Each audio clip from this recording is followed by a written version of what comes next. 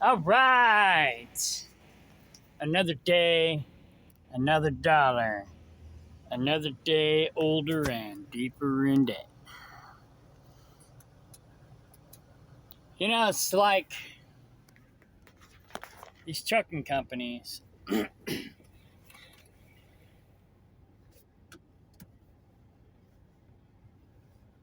Listening to the recruiters and signing up for most of these companies is like making a deal with the devil. You never know what you're going to get. And it's not what they say you're going to get. It's probably going to get something up the butt. That being said, I'd say, I don't even know. I'd say maybe 10% of the companies out there are decent companies. Maybe less than that. I don't know. You tell me what you think. But for the most part, most of them are shit.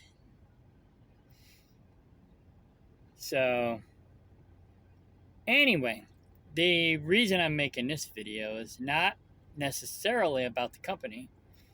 It's about your fellow drivers. Some people will fill you full of bullshit, not just recruiters, not just dispatchers, not just load brokers, but your fellow drivers. You think you can trust your fellow driver, but you can't. Some of them you can, but some of them you can't. So, yeah, yesterday morning. Okay, rewind.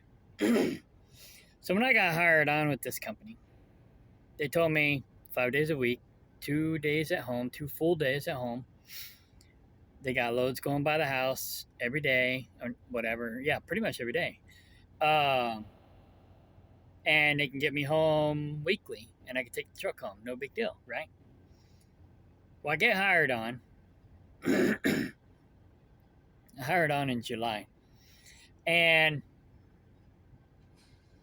the guy tells me, my dispatcher, my boss, my terminal manager, whatever you want to call him, in orientation, he tells me, oh, yeah, it is 5 days a week. You get 2 days off. But from October to January, you only get 1 day off. And I was like, wait a minute, that's not what I was told.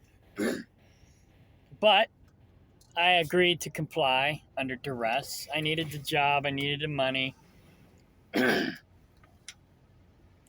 So I was like, fuck it. I'll deal with it. It's just, 3 months, right? So then, after I get my assigned truck, I drove my personal vehicle up to Kansas City. I live in Stockton, which is about 3 hours away from Olathe, 2.5, 3 hours. If I have to stop to go to the bathroom, or I have to stop to get something to eat, or I have to stop to get fuel, it's 3 hours. So I just say it's 3 hours. If I drive like a bat out of hell, I could probably do it in 2 to 2.5 hours. My brother drives like 85 all the time, 75, 85, whatever he can get away with. Me, not so much. But sometimes I speed, I'm not going to lie. But I don't try to make a habit of it. But anyhow, and I don't really go that much over the speed limit because I can't afford a ticket. I haven't had a ticket in a long time, and I don't wish to start. So, anyhow, I drove my personal vehicle up, and my dispatcher / terminal manager, I don't know if he was doing this on purpose or if it was a coinky dinky, but he kept not getting me loads going home and making me or expecting me to drive my personal vehicle home. Well,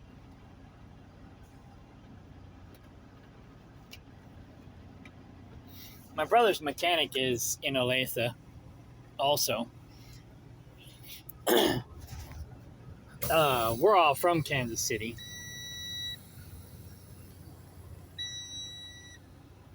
So my brother's vehicle is in a vehicle. Well, his vehicle was there too because his girlfriend's house is in Olathe. I forget where her mother lives. But right now she's staying at her mother's, taking care of her mother, which is like in Overland Park or Olathe. I can't remember. So my nephew is renting her house in Olathe. And then my brother's mechanic is basically right across the street from her. So my pickup truck needed some work done. So I was like, well, screw it. I'm going to go put my truck in the shop because they keep trying to make me drive my truck home every weekend. I'm just going to put my truck in the shop. And now they'll have to get me a load home. So they didn't. They ended up having me bobtail home, which is fine, sorta. It's not part of the agreement, but continue on I-70 West for 189 miles. I'd rather drive their vehicle home than mine. So I did that once or twice, but then I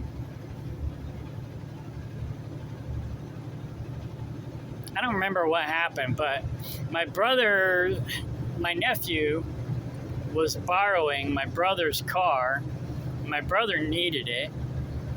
And so I ended up leaving the truck in Olathe. Got in my brother's car, drove it down to Stockton. And then my brother gave me a ride, or no, my girlfriend gave me a ride back to Olathe.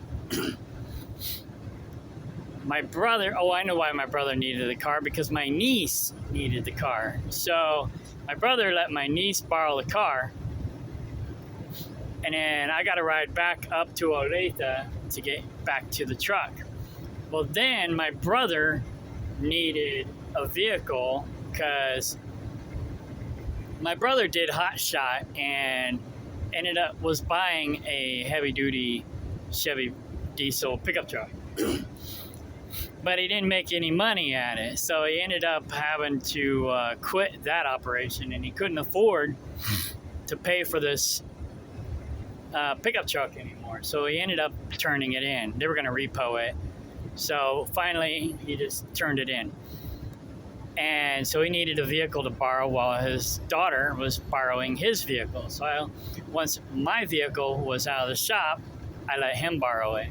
So then, I got 3 vehicles, right? So no big deal. But they don't need to know that. So now I'm vehicleless. I do have to have one vehicle at least at the house so I have something to drive. And I had been slowly, since I started this job, getting all my vehicles repaired because I've gotten behind on repairs. So I've almost got them all caught up on repairs. So now I can start working on my 4th vehicle. I got a transmission I need to replace in it. My girlfriend can't drive a stick, so I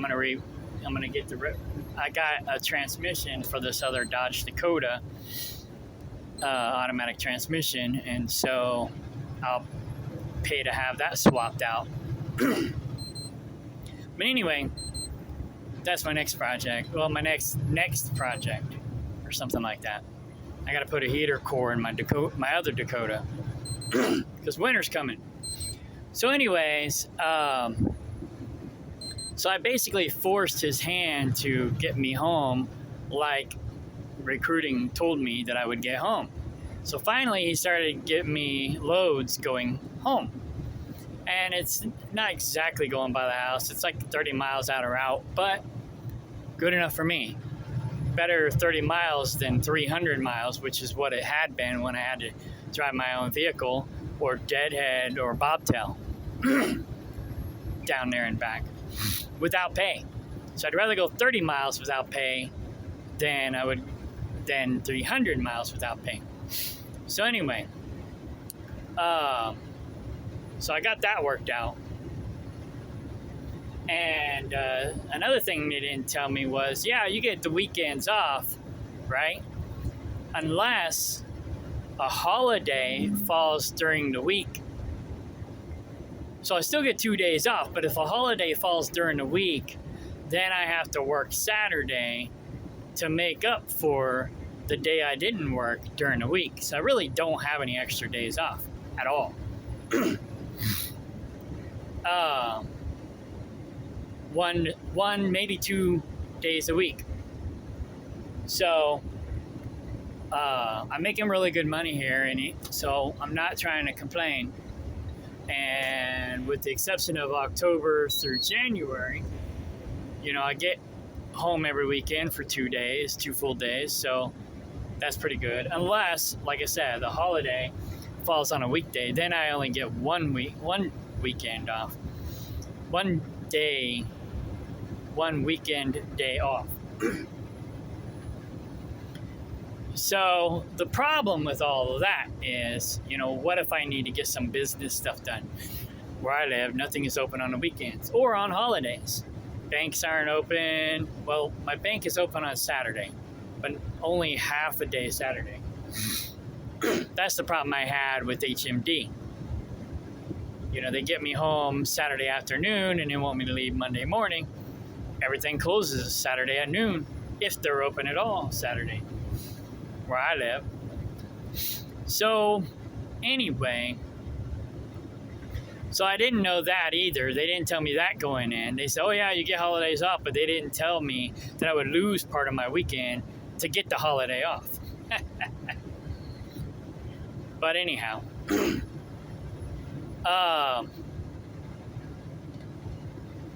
so yesterday morning, I'm doing my drop and hook because I leave the house yesterday morning. I drive up to Kansas City because I got, my route. I drop in Osage Beach and then I go home. And then from there, I go up to Olathe. So I get to Olathe Monday mid-morning. And another driver,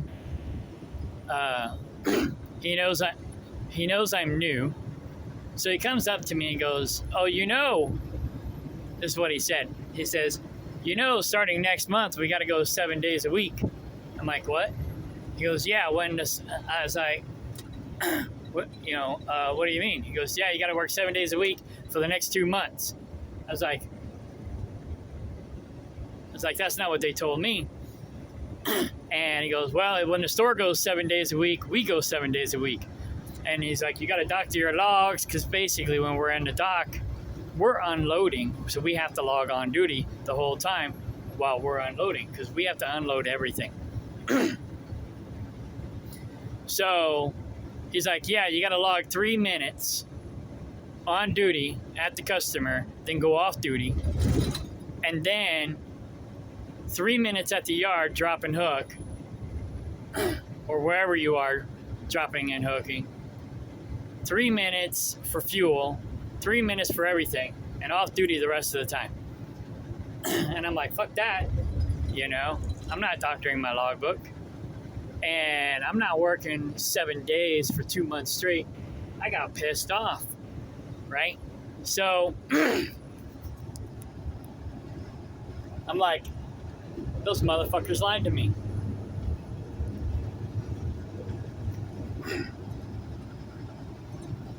So I send my dispatcher a nastygram, dispatcher/boss.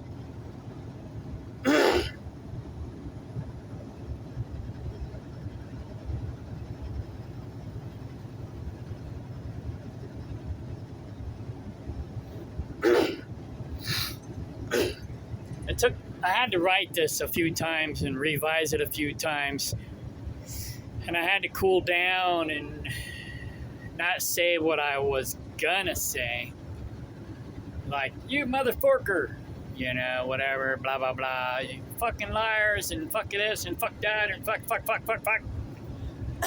So I said, as you can read, I'm pretty much disappointed. I found out something very disturbing to me this morning.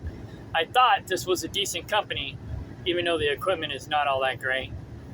I was thinking I could maybe see myself being here for a while. But like they say, if it seems too good to be true, it probably is.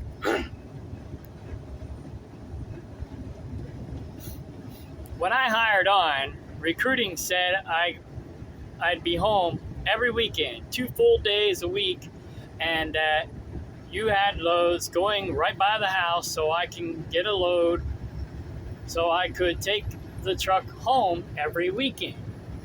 The reason I said that last part was because, you know, he was dicking with me in the beginning. I'm not 100% sure that he was, but I'm 98% sure that he was, because it's like, for a whole month, he kept doing that to me. He kept not getting me home. He would get me back to Olathe and make me drive my personal vehicle or make me bobtail, because he wouldn't get me a load going by the house, even though I was told that's how this works. So I was trying to hold him to it. He wouldn't do it, so I was like, fine, I ain't got a vehicle.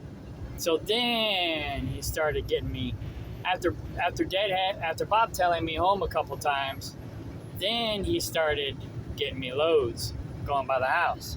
But see, at first, he wasn't doing that for the first whole month I was there.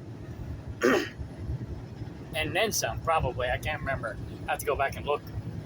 But anyway, after I started, you informed me that from October 1st to Christmas, it was 6 days a week, which I didn't sign up for, but I agreed to comply with under duress. Anytime they force you to comply with anything, comply under duress. And you can sign your documents that way, or there's another loophole. You can write VC, Victor Charlie, in front of your name when you sign something, and it's basically signing under duress. And basically it means you don't have a choice. You don't like it, you don't want to do it, but you don't really have a choice. So you're going to get fired, or you're going to get persecuted or something if you don't do it. So if you don't agree with it, but you have no choice but to sign it, or quit, or get fired, or have some really negative repercussions, sign under duress, or sign VC and then your name. But anyway, if you sign under duress, you sign your name and then you sign under duress. If you do VC, you put VC in front of your name. So that's a legal loophole. Anyways, or in front of your signature. But I agreed to comply under duress.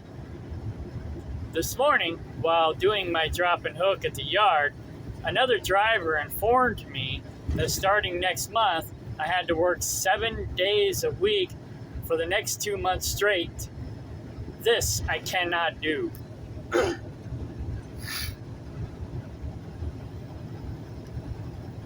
I cannot neglect my animals and my other responsibilities at home for 2 months straight. I can't barely get my stuff done with only 1 day off a week. If I'd known this going in, I'd never hired on, which is probably why recruiting lied to me in the first place. Yeah, they lie all the time. Every single company, I would say 95%, or maybe even 99% of every single company, the recruiter will lie to you about something. You know, even this one, they lied about certain things where they fudged the truth. They didn't tell me the whole truth and nothing but the truth. They just skirted around the truth and misled me. But still, overall, it's still a good company. I just wish the recruiters would be more honest with us. But I guess that's a criteria for being a recruiter. You have to be a liar.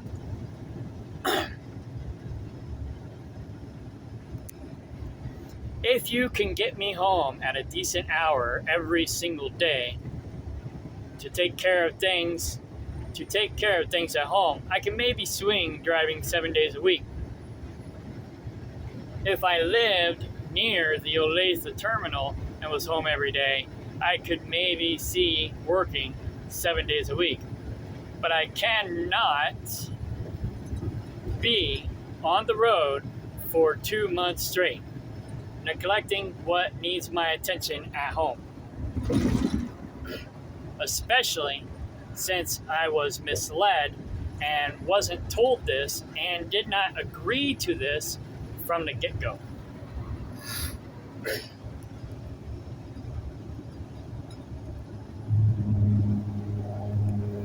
If I'm still here next year, maybe I can plan ahead for this, but I definitely cannot do it with such short notice, and I do not like being lied to.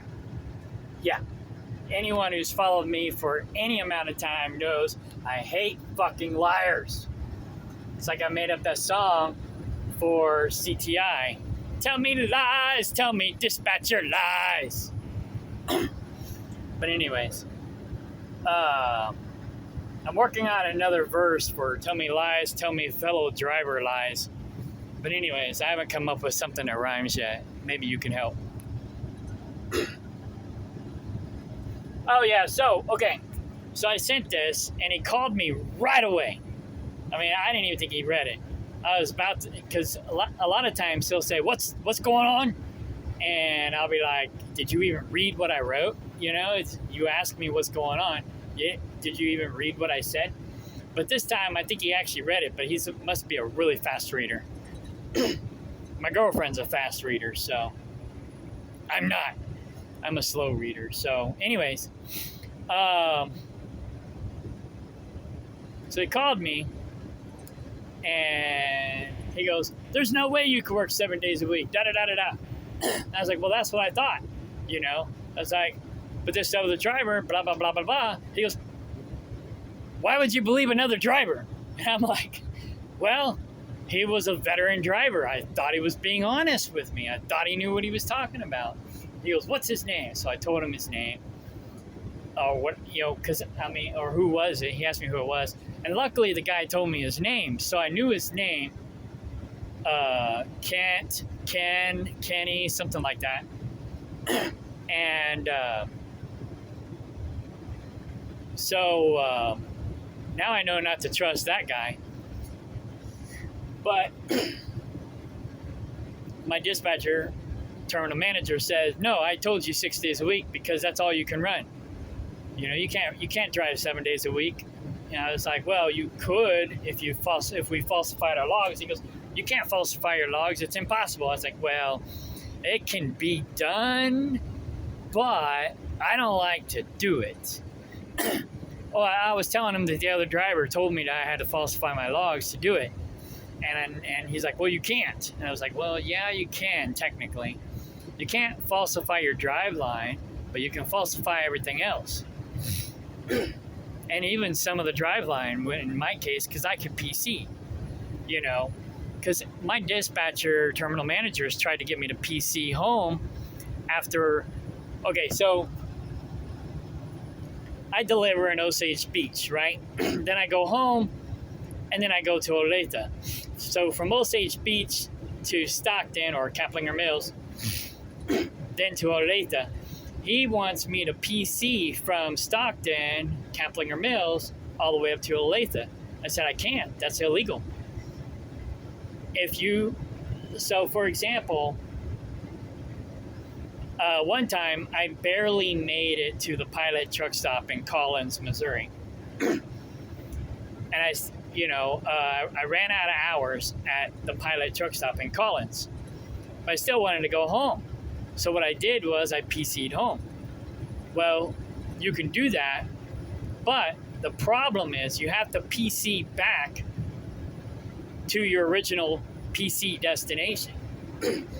So I couldn't PC all the way up to Olathe. I had to PC back to Collins.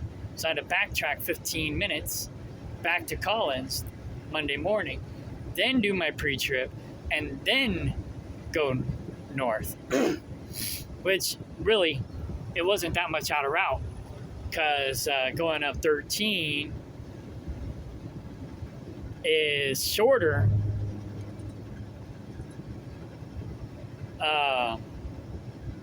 than going home and then going up 49. But backtracking back to 13 and then going up 13 is actually even longer. However, it's only like 10 miles longer, so it's not that big of a deal.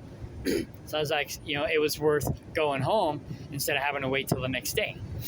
So yeah, you can PC from point A to point B, but you have to PC back to point A before you can legally go, before you can legally go back to work. So I couldn't PC all the way back up to Olathe and then start working. That's illegal. But that's what he wanted me to do. And so that's what some drivers probably do to save hours on their logbook. You can probably get away with it for a little while, but if you get caught, you're in big doo-doo. So I don't like to falsify my logbook.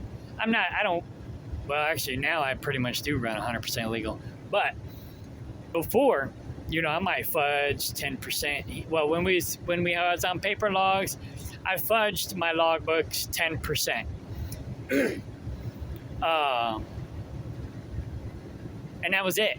If I did it all, I fudged it by 10%. But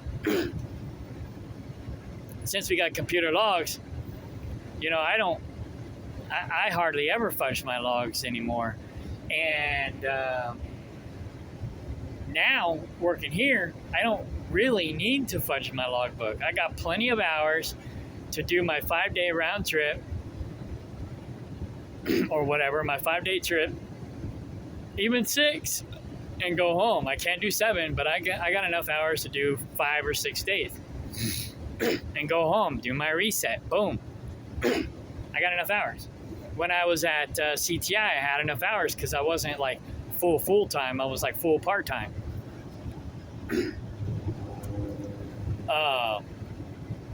But anyway, and of course these guys have PeopleNet, so it's even worse. But anyways, I hate PeopleNet.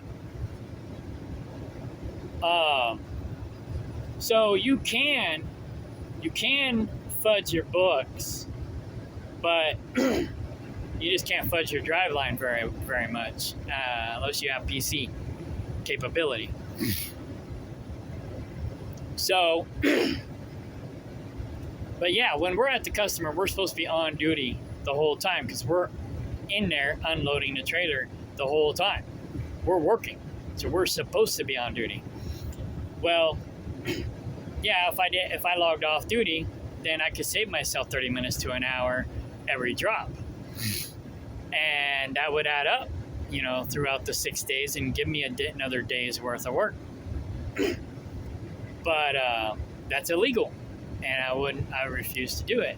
Well, my boss told me that that's not how they operate, and they don't expect me to do that. They don't want me to do that. And I was like, well, good, because I'm not doing it. So my boss cleared it up. Basically, that was a lie. A fellow driver, trucker story, if you will. So before you get too pissed off because of what somebody says, another driver, make sure you double, triple check it. I let myself get pissed off, but I calmed down quite a bit before writing that letter. I was pissed. So, anyway, yeah. Oh, and then he asked me if I wanted to work, if I wanted to take a day off during the week and work on a Sunday, because he will need some Sunday drivers because he said we do work 7 days a week once they go 7 days, but you can't drive 7 days straight. So I'm going to need some drivers to take time off during the week. I was like, well, I can do that. My girlfriend won't like it, but I can do it. In fact, I actually kind of prefer a weekday off because I can actually get business stuff done during the day, during the week, where I can't get it done on a weekend. So I actually like having a weekday off. Not to mention, we're in the process of buying another property. So I'm going to need some weekdays off to do this paperwork and stuff. So it kind of worked out. But anyway, yeah. Don't let other drivers get you worked up like I did. So that's mostly the reason for this video.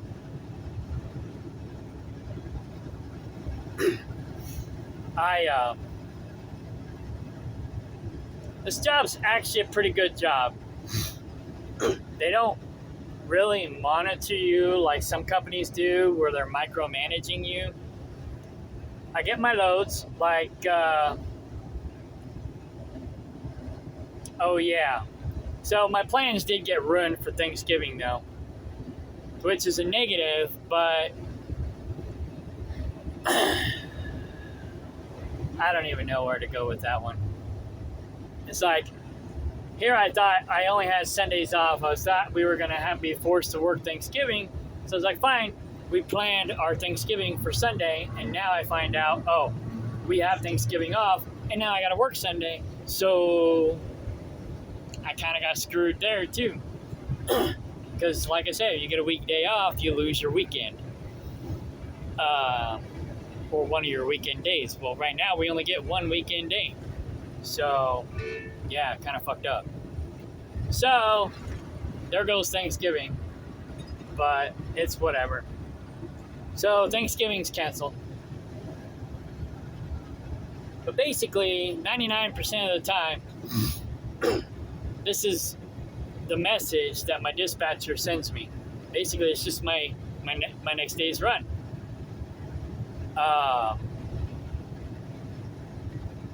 He'll give me updates every once in a while. He'll send me my next load via text. Well, he'll call me, but if I don't answer, then he'll text me. And really, I'd rather him text me my load so I don't forget, because sometimes I go to the places that I haven't been before, and he tells me over the phone, I don't get a chance to write it down or whatever. It's hard to understand him over the phone. And so I'm like, what did he say? You know, I got to get him to clarify or whatever. So, but yeah, pretty much, basically, he texts or calls and gives me my load information. These are the TJ Maxx's or Marshalls that I go to. So that's where I'm going tomorrow. Kirksville, Missouri, Ottumwa, Iowa, and then Liberty, Missouri. Which I've been to all three of those before, so I pretty much know where they are, where I'm going, and what to expect. The only bad part is I don't know how full the trailer is going to be. So, like today's run was nice. I only had 21 pallets, so I had plenty of room for returns. So what we do is we take product out to the store, and then 99% of the time they send back, pallets and recyclable material. So we take back the pallets and the recyclable material to the yard. They process all the recyclables, and then they reload the pallets with product, and then send them out. But they also send out these deals called Gaylords. They fold up, but then you unfold them, and then they use the Gaylords to pack the recyclable material in. So when I get to the customer, I unload the product, and then I reload the Gaylords with the recyclable material and the pallets, and then I go to the next customer. So, and if you don't know what a Gaylord is, I googled it, and basically it just means a large bin. So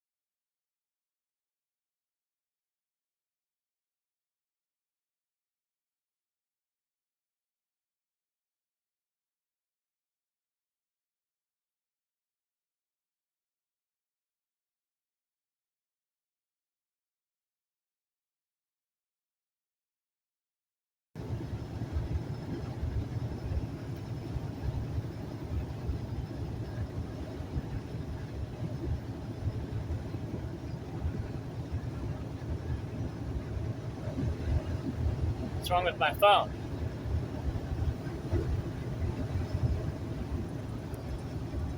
Anyway.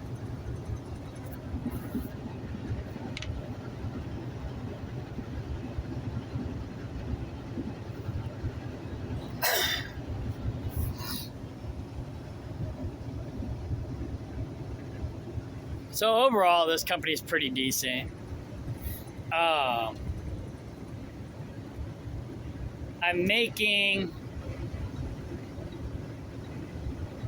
about $1,500 a week on average.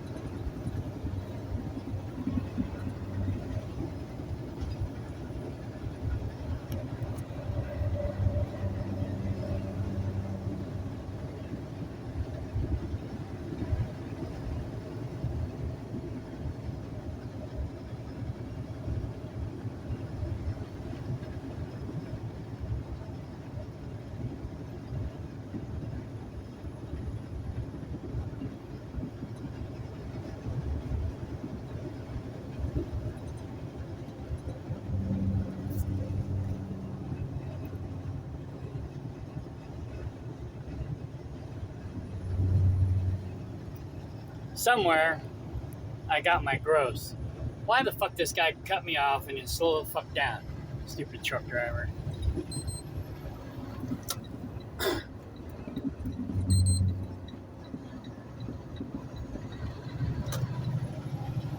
I hate when people do that shit. Especially fellow truck drivers.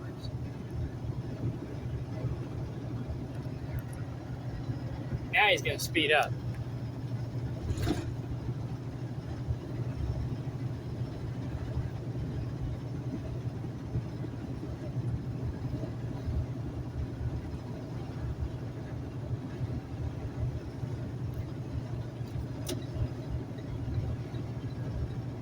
Fucker. Anyways.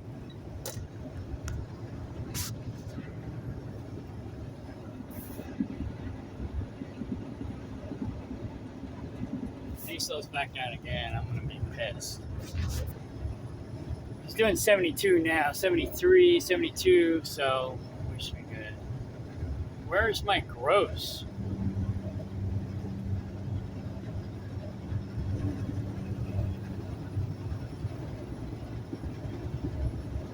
Oh, yeah, that was 2 pages. Okay, hang on.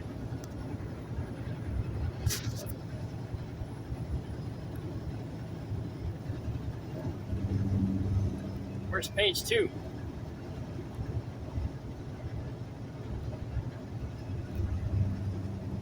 Was it 2 pages?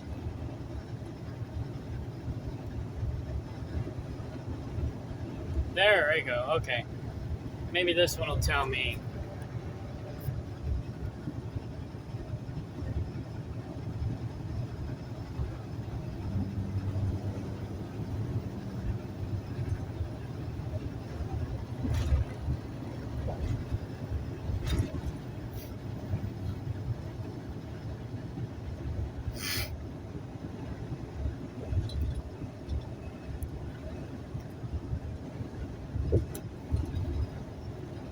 I gotta be overlooking it.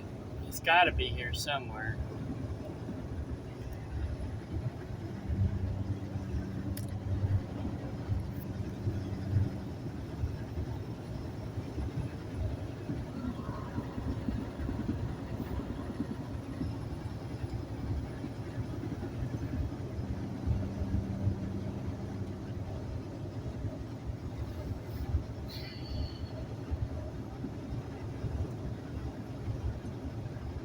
That's just my taxes. What's my gross?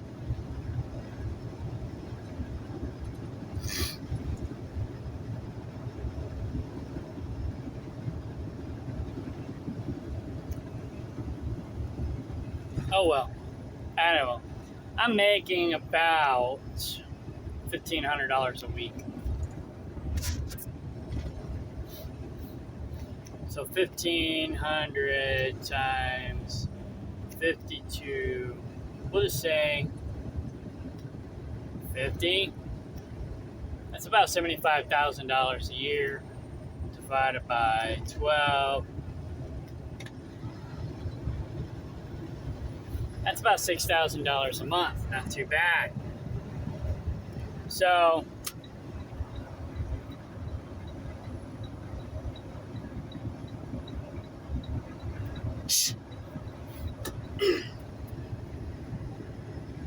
it's helping me catch up my credit card debt. I'm gonna get my pickup truck paid off early, and I'm gonna start investing more into dividend stocks so that I can get out. I can basically have more money coming in. My dividend stocks, I'm averaging about 15% right now. My IRA is averaging about 15% right now, give or take. It fluctuates, but I think it's actually closer to 12% or 13%.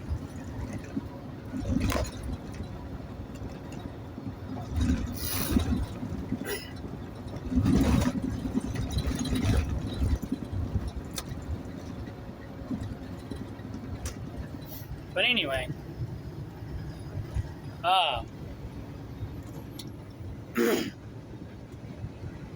so overall, I'm doing pretty good. The equipment, I mean, it's not horrible. It's better than that fertilizer place, not fertilizer, cattle feed company I used to work for. Man, that place sucked as far as taking care of their equipment. The pay wasn't that great either, but I really enjoyed the job. So that was the bonus. But I didn't make a whole lot, and the equipment was crappy, but overall I was happy-ish. But the only reason why I quit was because I was worried about getting DOT'd because they didn't want to maintain their equipment, and if they did, they jerry-rigged everything. So that's mostly the only reason why I quit that job. Well, that, and I was afraid for my safety because some of it was safety stuff that they didn't want to fix. And so some of it was a safety issue, some of it was a DOT issue. I was worried I was going to get strikes on my CSA score. And so I was going to go to a different tanker company. And then HMD called me and offered me a golden egg that didn't really exist. So, and it was more like a silver egg. It wasn't gold and it wasn't copper, but they told me it was gold, but it was really silver. So, but nonetheless, I did okay at HMD. But this company, I'm doing a lot better. I'm catching up on my bills, catching up on my debt. Once I get my dividend stocks to replace my income, I'm out of here. I'm not going to stay here. I'm going to try to stay here long enough to get my dividends to replace my income, or at least cushion my income so I can go get a different job and not have to work full time, or not have to kill myself and not have to worry about making as much because I'll have that safety net from my dividend stocks. So that is my goal.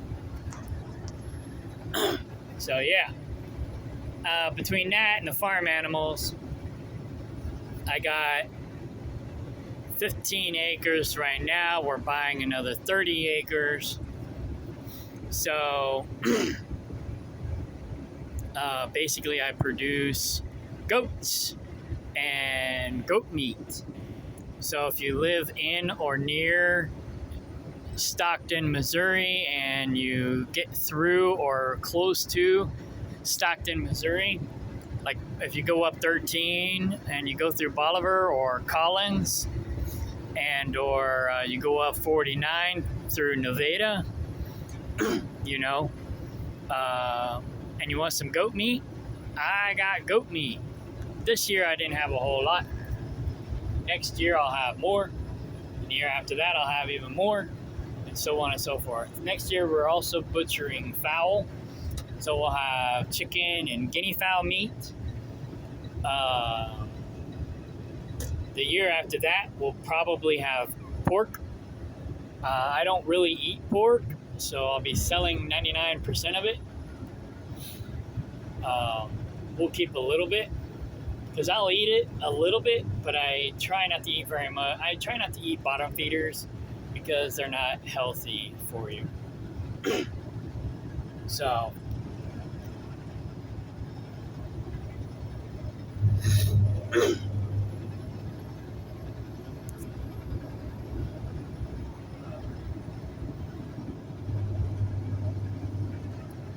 meatmilkgoats.com. And then if you want to see the other things we're doing, I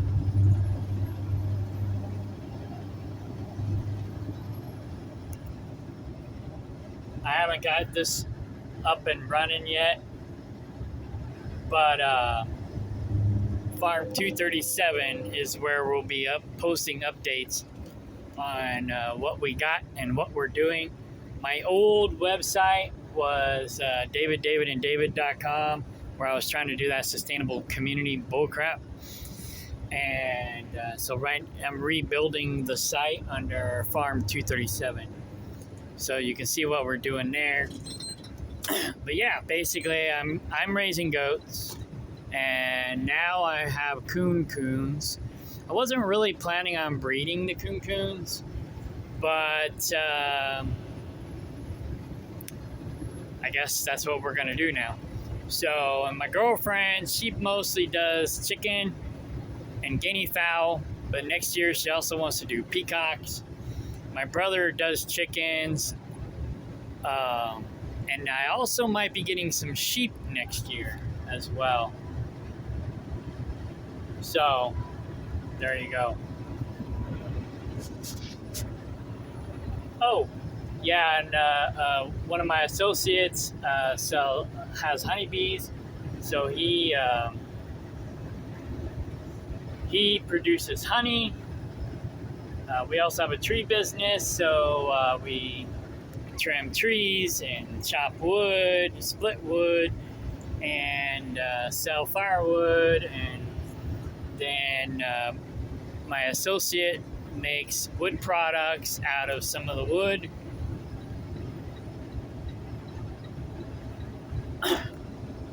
We're not going to be breeding donkeys, but maybe someday, maybe. This is what I wanted to do, but I'm thinking I might not do it. I haven't decided. I'm still on the fence. I might just go with the llama. A female llama. So I don't know. I'm still thinking about it. I'm still working out the details of what I want to do or what I'm gonna do. But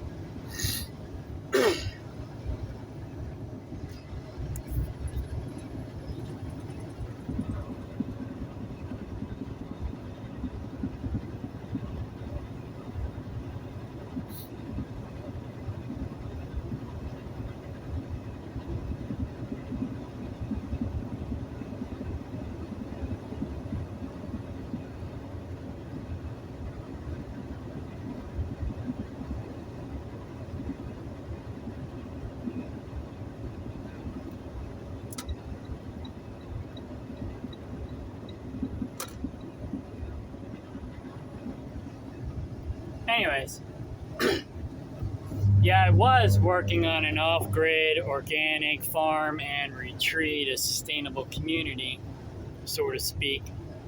But yeah, now I'm pretty much just raising goats. I got to go in here and edit all this stuff.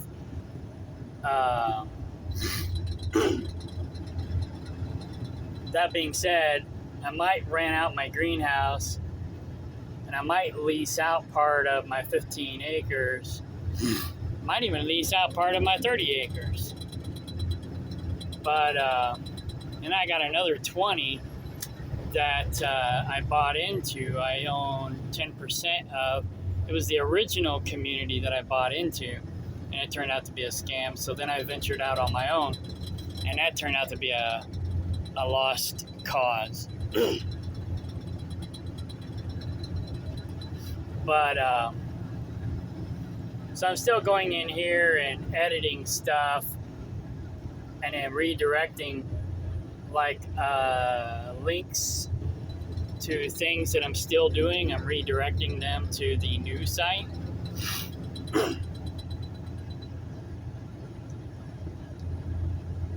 I might do rabbits too in the future. I don't know. I haven't decided. But if you ever buy rabbit meat, make sure that they are cage raised. Now I know it sounds more cruel. You would think you would want free range rabbits, but you don't. free-range rabbits tend to have more parasites. They will be parasite-ridden, and it'll practically be worthless meat. So you do not want free-range or colony-raised on the ground rabbit meat. You want caged rabbits. It might be a little inhumane, depending on how good they take care of the rabbits, but the rabbit meat is basically a bottom feeder. Unless it's cage raised, it's going to have a ton of parasites. So make sure if you eat rabbit, make sure it's cage raised. Anyways,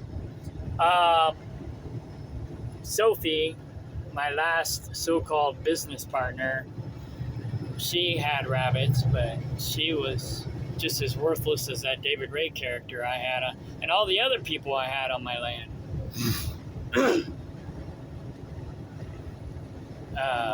Yeah. But anyhow, yeah. And check out, last but not least,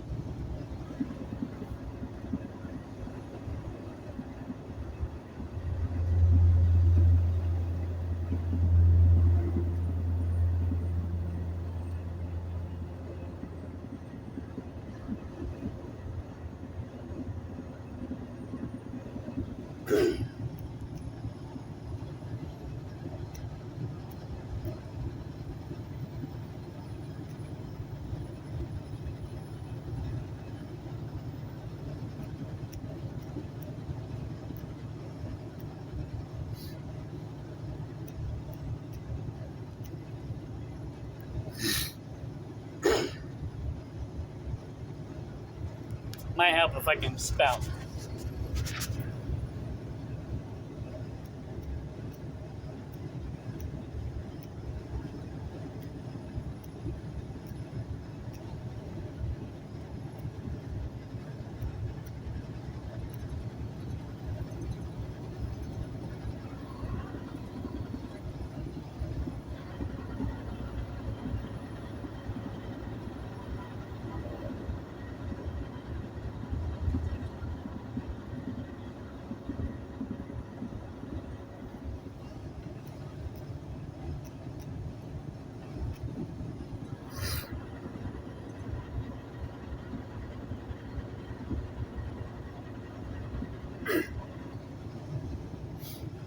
My videos there are a little long-winded and unedited, just like they are here.